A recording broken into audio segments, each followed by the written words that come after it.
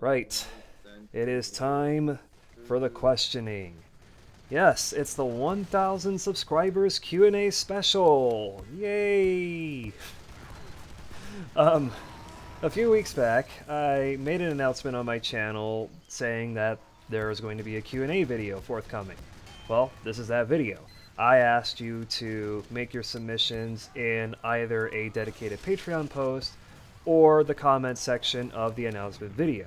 And sadly, I did not get as many responses as I would have liked to, but hey, hopefully I can still have fun with what I got. So let's just get right to it. This first question comes from William Barrett, who actually asked this in the comment section of a different video. I forget which one, but it wasn't the announcement video or the Patreon submission post. Anyways, he asks, what's your favorite races of all time, modded and vanilla? We're talking Starbound races, by the way. And obviously, Florins are my absolute favorite. I know, surprising.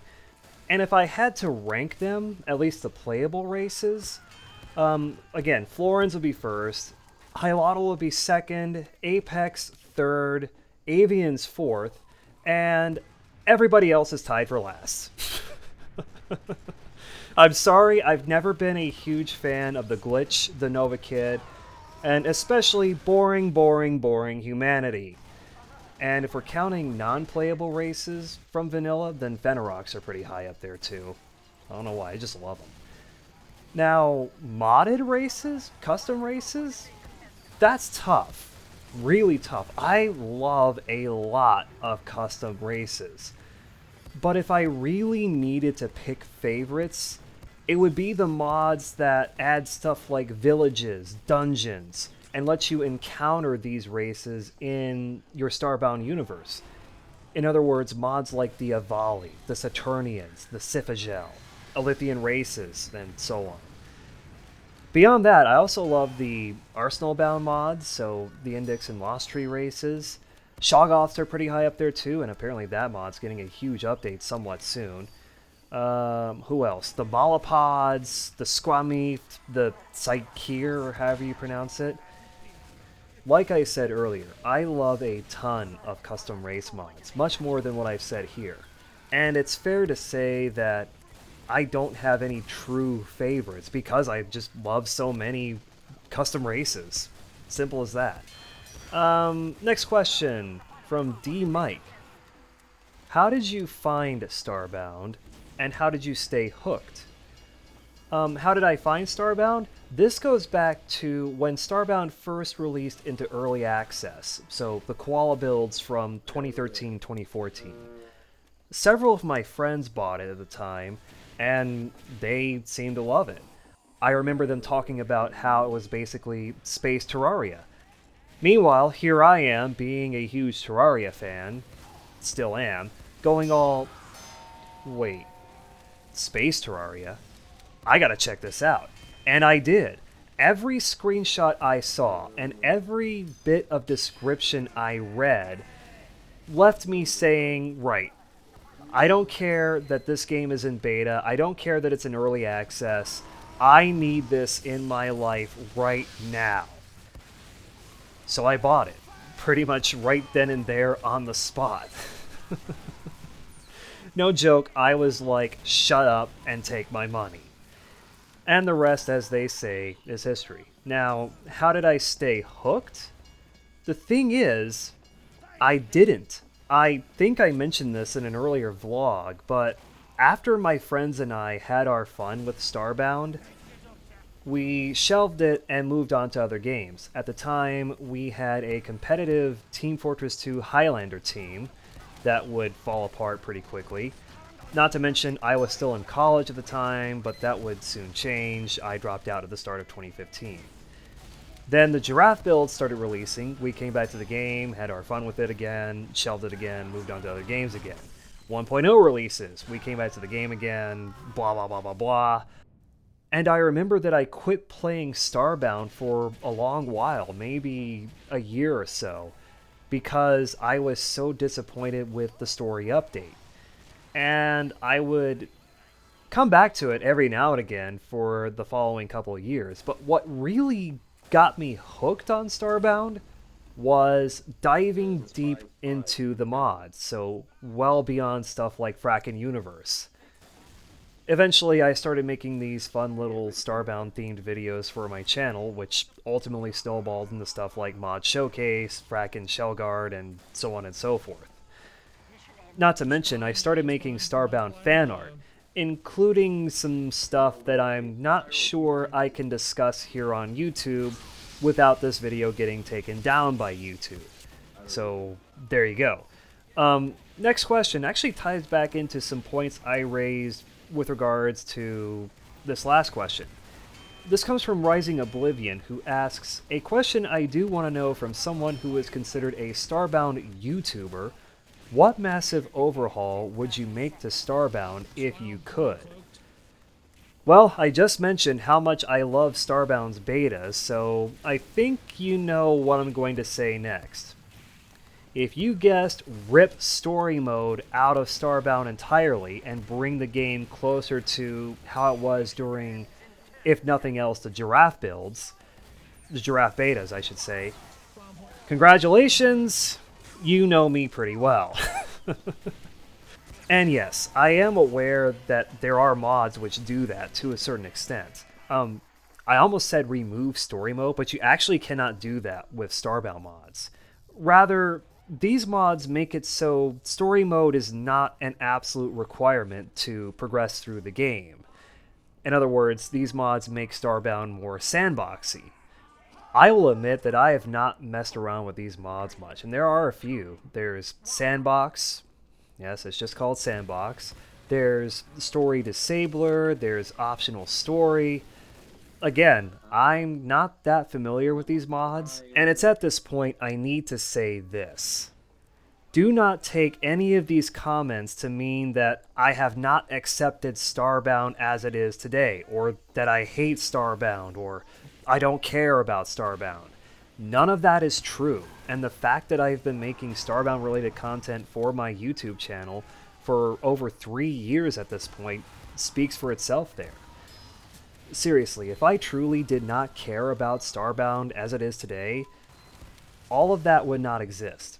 This video you are watching and or listening to right now would not exist. And yeah, I know I can be rather outspoken about my love for Starbound's betas, so let's just move on. Next question from actually a friend of mine, Hyena Town, aka the person who runs the Sutex Lab Starbound server. Join my Discord server for more details about that.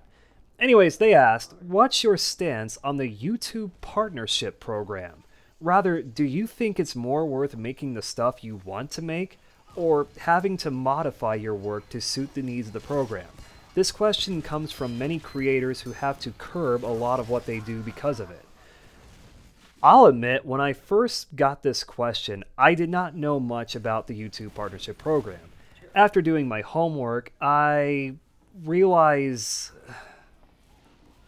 Let me put it this way. I've always been one to say, screw it.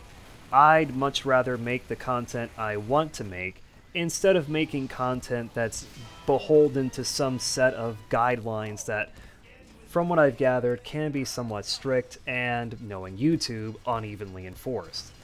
Actually, right before I started recording, I ran into some tweets that I will put on screen now from another creator who says that apparently YouTube has been demonetizing channels with tons of content that do not include the creator themselves or their voice. Considering what 90% of my Starbound Mod Showcase series is composed of, not to mention swaths of videos going all the way back to when I first started this YouTube channel in 2012, yeah, I am not redoing years upon years of content just to satisfy the needs of the YouTube partnership program, if what this person is saying is true, and I am inclined to believe them. And besides, even if I were to do that, if I were to redo years and years of content to fit the needs of the YouTube partnership program, it's possible YouTube might just demonetize my channel regardless, because their automated systems will do typical YouTube automated system stuff. Not to turn this part of the video into another classic Sutek rant, but fuck it. If I need to forego monetization so I can achieve all the goals I want to achieve for my channel, then so be it. And besides, I still have my Patreon and my coffee as my main means of support for the channel and myself. The funny thing is, I think I remember saying in a vlog or two from last year, 2022, that I did want to monetize my channel. Obviously, my tune has changed since then, and that tune sounds especially weird remembering how my channel was indeed monetized between September of 2016 and January of 2018. I know I discussed this in a prior vlog, but to sum up, it was YouTube changing its eligibility requirements for channel monetization that resulted in my channel becoming demonetized. It was much smaller then, and it did not meet the new requirements. As of right now, it's highly unlikely that my channel will ever become monetized again. And to swing this back to the original question about the YouTube Partnership Program and my stance on it, like I said earlier, I would much rather make the content I really want to make instead of worrying about the YouTube Partnership Program and everything that brings to the table. Before I move on to the next question, since I brought it up earlier and since I don't know where else I can put what I'm about to say, I have had a couple people reach out to me wanting to give me advice for how to improve my Patreon. Well, I'm sorry to say this, but one, I don't want to solicit advice from especially random people regarding stuff like my Patreon. Two, I don't like paywalling any of my content, or rather, I don't want to paywall any of my content. That's been a personal rule of mine for a few years now. I am aware that there are ways I can improve my Patreon outside of paywalling content and making all my usual plugs in videos like these. And it's possible I might try to do more with my Patreon going forward, doing polls and stuff like that. Anyways, on to the next question, and oh, I forgot about this. This one comes from another friend of mine who I'm just going to call Weege, who asks, why as a straight person does Najai flip my Switch? In case you didn't know, Najai is one of my Starbound Florin OCs. I'll put a picture of him up on screen now, but I may or may not have designed Najai to be kinda femboyish. I know he's been described as a twink a couple times. Make of that as you will. But really, if you want to know more about him and all his friends, I made a vlog all about my Starbound OCs a little while ago, and I recommend you go watch that in case you're interested. Now, that was the last question I had submitted to me, but I do want to answer a couple questions I've gotten time and time again over the years about some content I used to make for the channel, but no longer do. One question being, will you ever make more dead card game videos?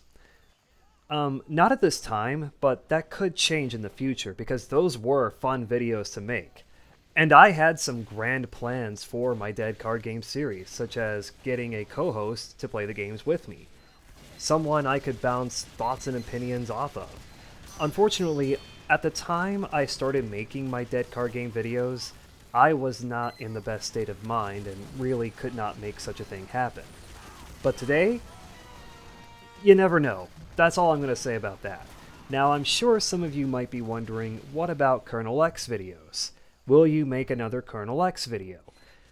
Unfortunately, no. And explaining what KernelEX is, because I'm sure most of you are confused as to what that is, would take a long time if I were really to get into the nitty-gritty technical details.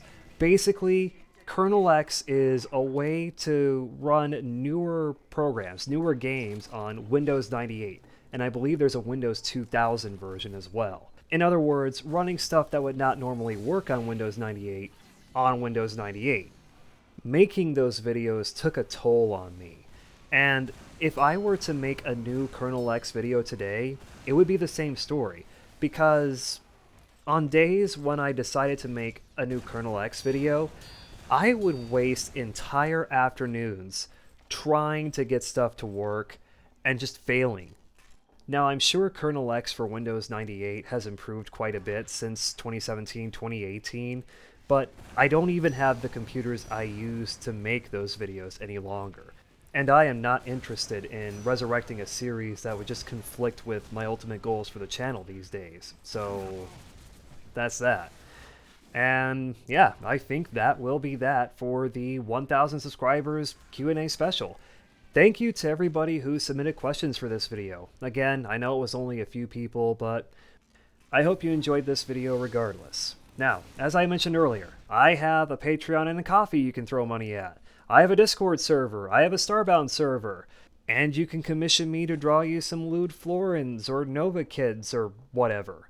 Links to all of those will be in this video's description. Take care of yourselves, and goodbye for now.